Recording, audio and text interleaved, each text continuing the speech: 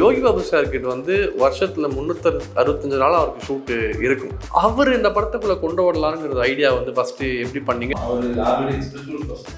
ஆமா அவருக்கு ரொம்ப இன்ட்ரெஸ்டிங் ஃபேக்டர் இருக்கு. அதனால ரொம்ப ஈஸியா நீங்க இந்த படத்துக்கு ரைட்டர் அப்படிங்கும்போது இதோட இந்த கதை எழுதுறதுக்கான ஒரு ஸ்டார்டிங் பாயிண்ட் ஏதாவது ஒன்று நடந்திருக்கும், இல்லை ஏதாவது ஒரு இன்சிடென்ட்? என் அப்பா இறந்ததுக்கு 16 days தான் நான் இந்த ஸ்டோரி எழுதுறது. அதனால இந்த ஸ்டோரி எனக்கு ரொம்ப பர்சனல் தான். இன்னொருத்தரோட ரைட்டர் கதைங்கும் போது அது தமிழ்ல மற்ற லாங்குவேஜ் அப்படிங்கும்போது உங்களுக்கு எவ்வளோ டிஃபிகல்ட்டா இருந்துச்சு? சில ரைட்டரோட கதைகள் வந்து அப்படியே சேஃப் பண்ணும்போது வந்து நம்ம ஒரு டைரக்டரோட ஸ்டைலுக்கு சில விஷயங்கள்லாம் மாற்றி பண்ணும்போது அது நிறைய படங்கள் பண்ணுறீங்க, நம்ம நிறைய ஒர்க் பண்ணிக்கும் போது புதுசாக ஒரு இண்டஸ்ட்ரிக்கு வரும்போது வந்துட்டு நம்மளை டக்குன்னு ஒரு ஃப்ரெஷராக பார்த்துருவாங்கன்னு ஒரு எண்ணம் இருக்குல்ல. அந்த ஒரு பயம் இருந்துச்சு எனக்கு. எனக்கு பர்ஃபெக்டா தமிழ் வராது, நான் தமிழ் பேசுவேன்.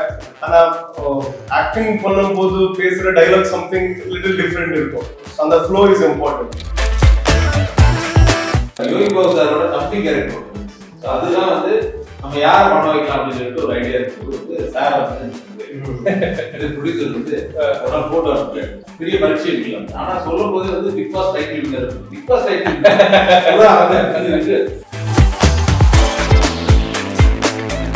உங்ககிட்ட வந்து எப்போ கதை சொன்னாங்க, நீ என்ன சொன்ன, கதை சொன்னாங்களா? நான் வந்து எல்லா கூடயும் நடிச்சேன், ஆனால் யோகி பாபு சார் தவிர. ஓ, அப்போ அந்த உனக்கு அந்த வருத்தம் இருக்கா அவங்க கூட நடிக்கலன்னு? சரிதாம்மா கூட சீன்ஸ் இருக்கா? அவங்க சித்தார அவங்களோட பழைய படம் தான் பார்த்துருக்கியா? ஏதோ சொல்லுவாங்க ரஜினி சார் தங்கச்சியே நடிச்சிருப்பாங்க. படையப்ப படம் பார்க்கலையா நீ?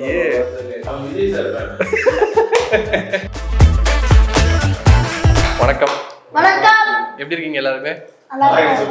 சன்னிதானம் பிஓனா கண்டிப்பாக தெரியும், போஸ்ட் ஆஃபீஸ் அப்படிங்கும்போது டைட்டில் ரொம்ப வித்தியாசமாக இருக்குது சார். அதுக்கு என்ன காரணம்?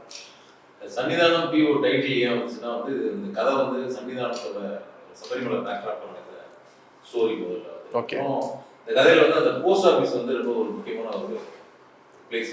ஸோ அதனால அது வந்து பிஓன்னு சேர்த்து வந்து சன்னிதானம் PO title. Okay. Yogi Babu sir இல்லை இவங்க ரெண்டு பேர் யாராங்க ஒர்க் பண்ணுறாங்களா? இது என்ன ஒரு முக்கியமான அம்சம் அது? இல்லை, அந்த போஸ்ட் ஆஃபீஸ் வந்து அந்த கதையோட ஒரு கனெக்டிங் பாயிண்ட் வந்து அதில் வந்து இந்த இவர் யோகி பாபு சாரோட தம்பியாக நினைச்சிருக்க இவர் சர்ச்சி வந்து ஒர்க் பண்ணுறாரு. ஓ, ஓகே. கேரக்டர் வந்து அது மூலயமா அங்கே நடக்கிற ஒரு சம்பவம் தான் அந்த கதையில வந்து ஒரு முக்கிய இம்பாக்ட் கிரியேட் பண்ணுது. ஸோ அதனால அந்த சன்னிதானம் பிஓங்கிறது. Okay okay. ஸோ உங்களுக்கு டைட்டில் கேட்ட உடனே என்ன தோணுச்சு? எனக்கு ரொம்ப யூனிக்காக தோணுச்சு. அது சன்னிதானம் பிஓ.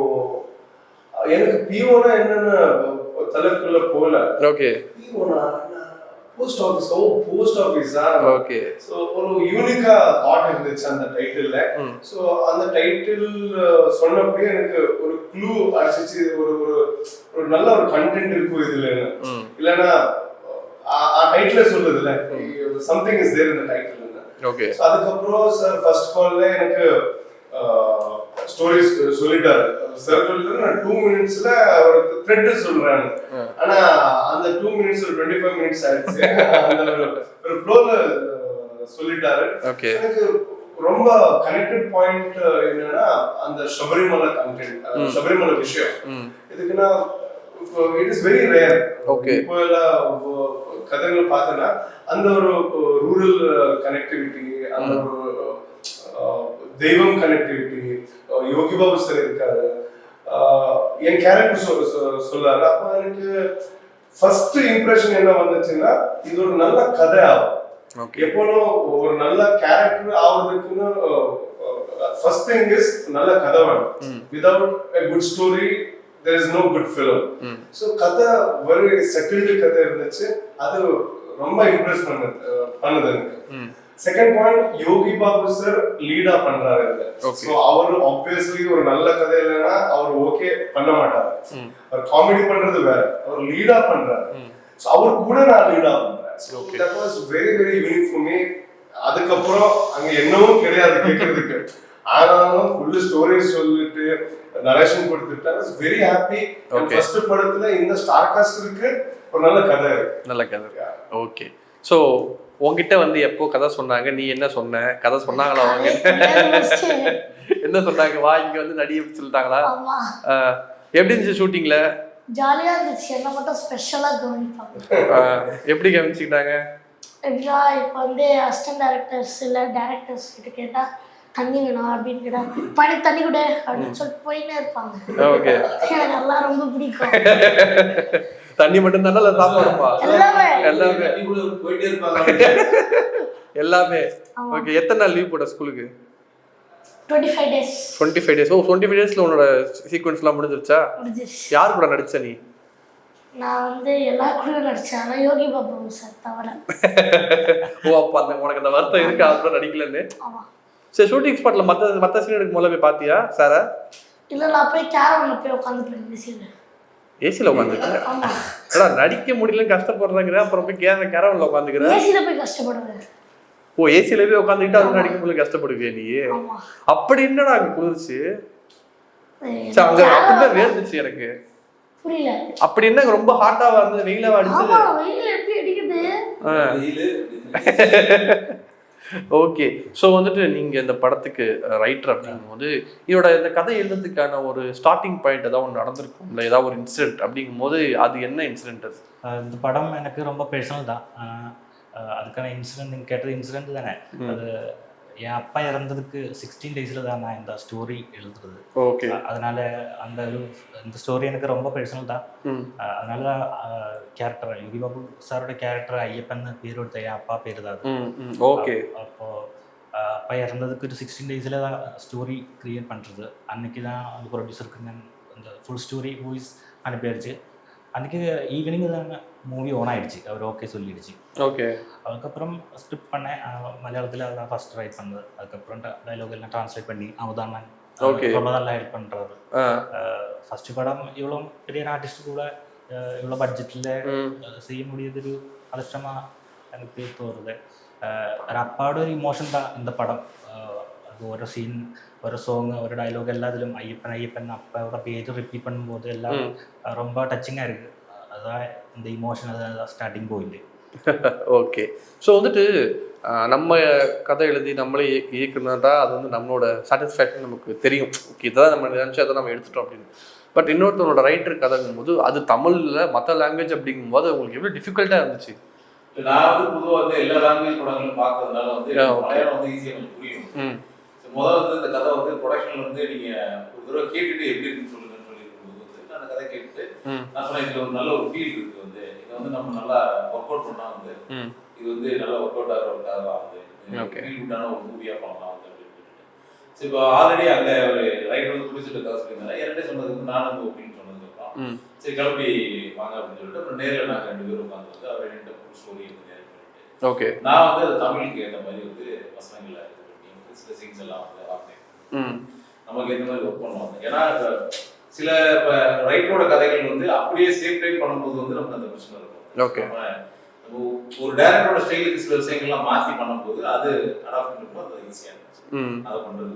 அதில் ஒரு பெரிய பிரச்சனையே இல்லை, பெரிய பிரச்சனை இல்லை. ஓகே, ஒரு சில டைம் வரும்போது நம்ம அந்த டைலாக்ஸ் பார்க்கும்போது ஒரு விஷயம் வரும், அதோட நேட்டிவிட்டிங்கிற விஷயம் மாறும்னு ஒரு ஒரு ஒரு ஃபீல் இருக்கும்ல, அது வந்து உங்களுக்கு இந்த படத்துல இருந்துச்சு? இந்த கதையை வந்து ஒரு சபரிமலை பேக்ரவுண்ட்ல கேரளா நடக்கிற ஒரு கதை தான். வந்து தமிழ்நாடு கேரளா பார்டர்ல இருக்க மாதிரி தான். அதனால இங்க மிக்சடான ஒரு லாங்குவேஜ் பேசுற மாதிரி தமிழ் மலையாளம் மிக்சடா இருக்கு. ஓகே, அது மிக்சிங் தான் வரும், டைலாக்ஸ் அப்படிதான் இருக்கும். அந்த மாதிரி தான் இது பண்ணுவாங்க. ஸோ அதனால அது ஒரு பெரிய சவாலா இல்லை. ஓகே, ஸோ வந்துட்டு சாங் பார்த்தேன், ஒரு லவ் சாங் இருந்துச்சு, எப்படி இருந்துச்சு அதோட எக்ஸ்பீரியன்ஸ்? ரொம்ப நல்லா, எனக்கு ஃபீட்பேக்கும் நல்லா இருக்கு. நான் ஷேர் பண்ணப்ப யூஸ்வலி நானே கேட்பேன் எப்படி இருக்கு. ஆனா இந்த தடவை எனக்கே ரொம்ப கால் வந்துச்சு. ஓகே, நல்லா பண்ணிருக்கா, தமிழ் சாங் நல்லா இருக்கு. சோ அது எப்பவும் ஜெனுவன் தான். நீங்க கேட்ட பிறகு அவர் சொல்றதும் அவரே கால் பண்ணி சொல்றதும் டிஃபரெண்ட் தான். ரொம்ப கால் வந்துச்சு, மெசேஜஸ் வந்துச்சு, நல்லா இருக்குதா, செட்டில்டு சப்ஜெக்ட் மாதிரி இருக்குதா. சோ அந்த ஷூட்டிங் வைபும் நல்லா இருந்துச்சு. எனக்கு எதுக்குன்னா அந்த சாங் பார்த்தேன்னா இட் இஸ் சினிமா அதே ஒரு ஃபிளேவர்ல இருக்கு. அந்த ஒரு செட்டில்டு வில்லேஜ் அது இல்லாம நடந்து இருக்கு. அந்த சாங்ல அதே ஓவராலா ஃபீல் இருக்கு இல்ல, ஓவரால் சினிமா ஃபீல் இருக்கு.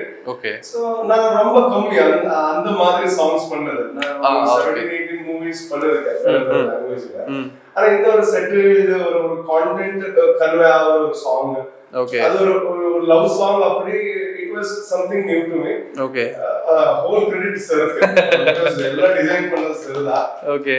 சோ the day நாங்க ஷூட் பண்ண இருந்த டே எனக்கு ஒன்றும் ஃபீல் ஆகல, நார்மல் சாங் தான் அப்படி இருந்துச்சு. ஓணம் இருந்துச்சு, ஒரு காலேஜ்ல என்ன நடக்கும் அதெல்லாம் அந்த மொமெண்ட்ல ஓகேன்னு இருந்துச்சு. ஆனா ஆஃப்டர் சாங் பாக்குறது அப்புறம் ஓ இப்படியா, I'm very happy. Okay okay okay. So Yogi Babu sir கிட்ட வந்து வருஷத்துல 365 நாள் அவருக்கு ஷூட்டு இருக்கும்.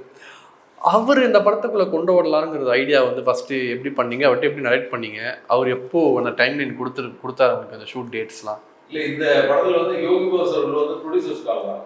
ஓ ஓகே. வந்து மது சார் சபீக் சார் தான் வந்து அவர் பண்ணலாம் அப்படின்னு சொல்லி டிசைட் பண்ணாங்க. அப்ப இந்த கதையை கேட்டு நாங்க இது பண்ணோம்னா இந்த கேரக்டர் ஐயப்பன்கிற ஒரு கேரக்டர் யோகி பாபு சார் நல்லா இருந்தது. நாங்களும் ஒரு சாய்ஸ் பண்ணோம்.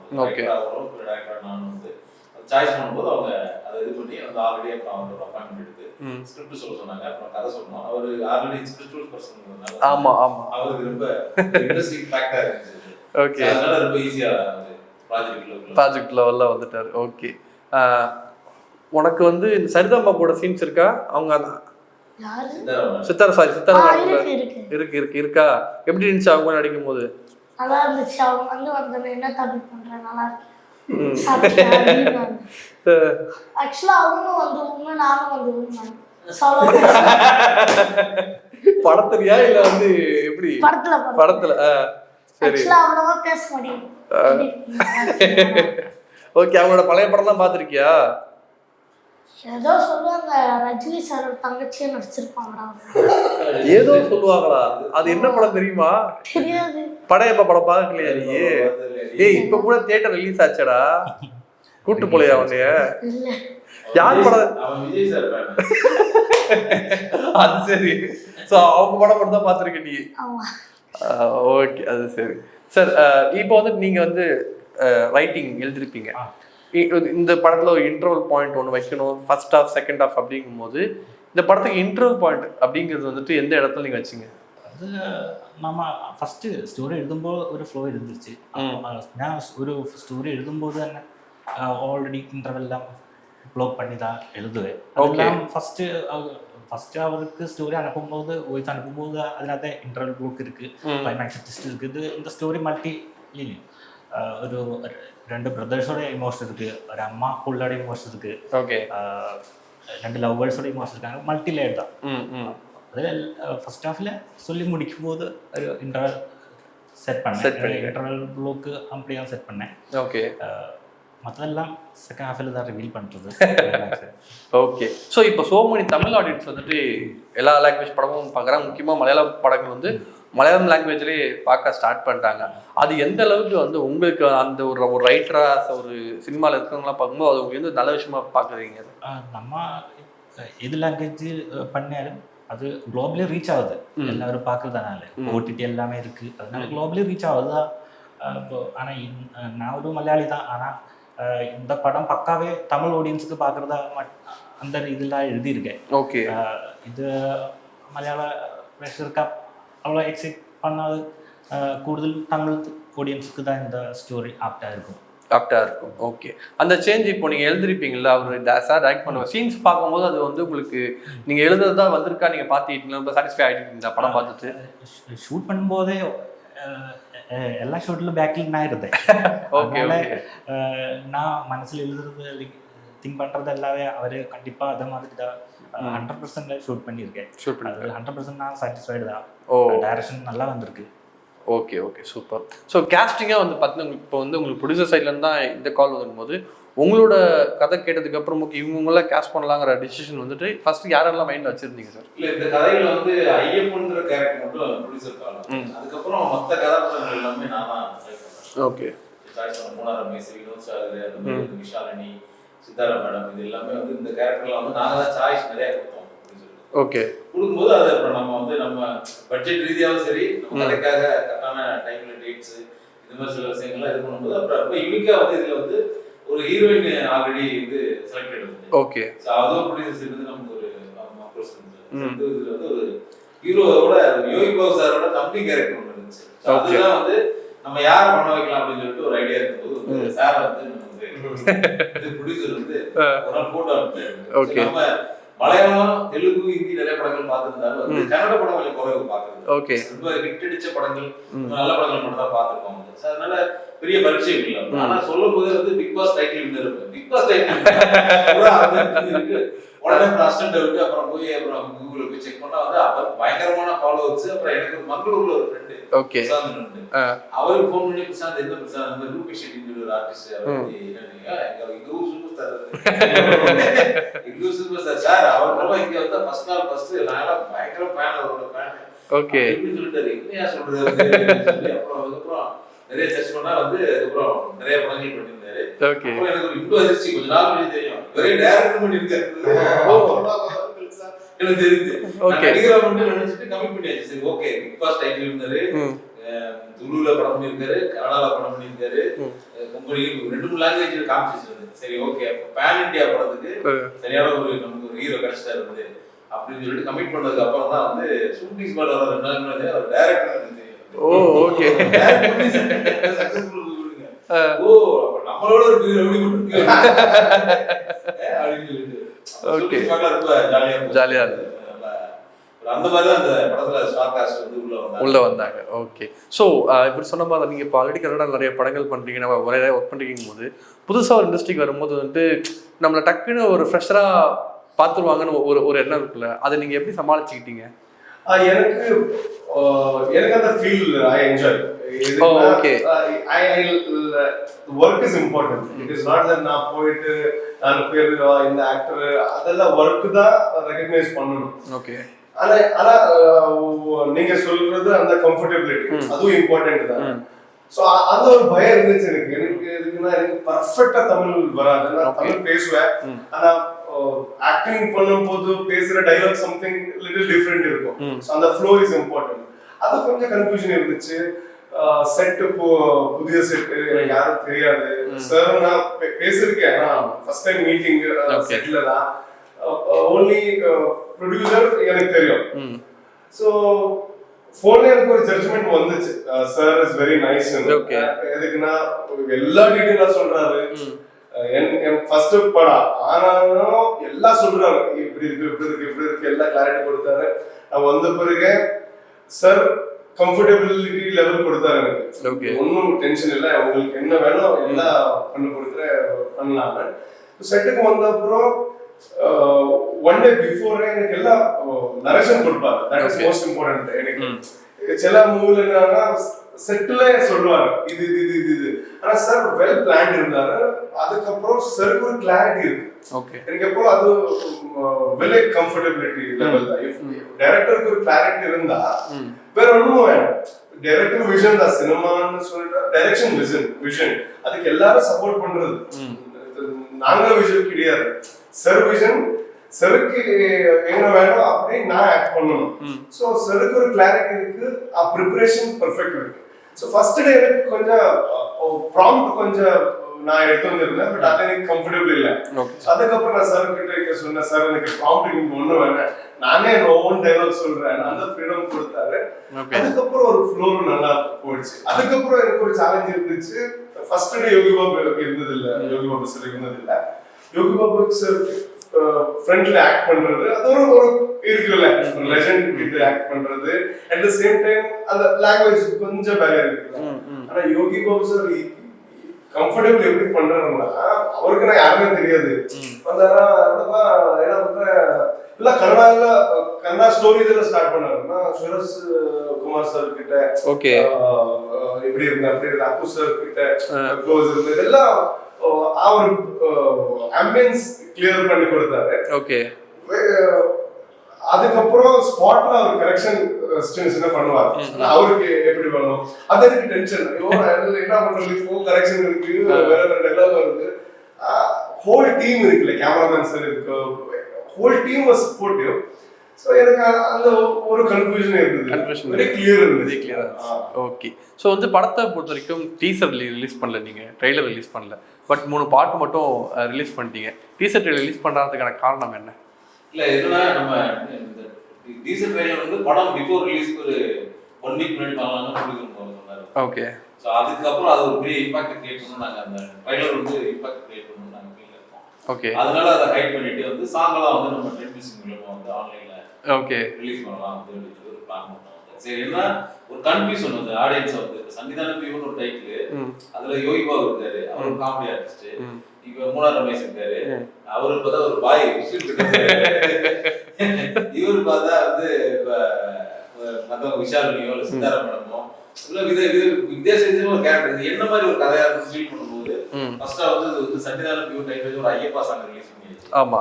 அதுக்கப்புறம் ஏறி வந்த ஐயப்பான்னு படத்தோட மேக்கிங் எல்லாம் வந்து இது பண்ணி வந்து இந்த படம் வந்து சாமி படம் கிடையாது, இதுல நிறைய ஆர்டிஸ்ட் இருக்கும் அப்படின்னு வேற வேற வெரைட்டி ஆஃப் வந்து சீக்வன்ஸ் வந்து கட் பண்ணி அப்படி ஒரு மைண்ட் செட் குழப்பி விட்டாங்க. அதுக்கப்புறம் இப்படி யோசிச்சுட்டு இருக்கும்போது வந்து 3வது லவ் சாங் அம்மா சாங் விட்டு ரொம்ப ஃபீல் பண்ணுவோம். இது அம்மா சென்டிமெண்ட் படம் போல இருக்கு நினைச்சிட்டு இருக்கும்போது ஒரு லவ் சாங் ரிலீஸ் பண்ணிட்டு ஒரு லவ் படமா இது என்னதான் சொல்ல வரீங்க அப்படிங்கிற ஒரு குழப்பத்தை உண்டு பண்ணி அதை ஒரு கிரியேட்டிவிட்டி பண்ணிட்டு அதுக்கப்புறம் ட்ரெய்லர் லான்ச் பண்ணலாம் அப்படின்னு ஒரு ப்ரொடக்ஷனோட ஐடியா வந்து அதை நாங்களும் சேர்ந்து வந்து ஒத்துழைப்பு வந்து சூப்பர் சூப்பர். எப்போ சார் ரிலீஸ் பிளான் பண்றீங்க? ஜூன்ல பிளான் பண்ணிட்டேன். ஜூன் 5 வந்து ஓகே இன்ஃபர்மேஷன் இங்க இருக்கு.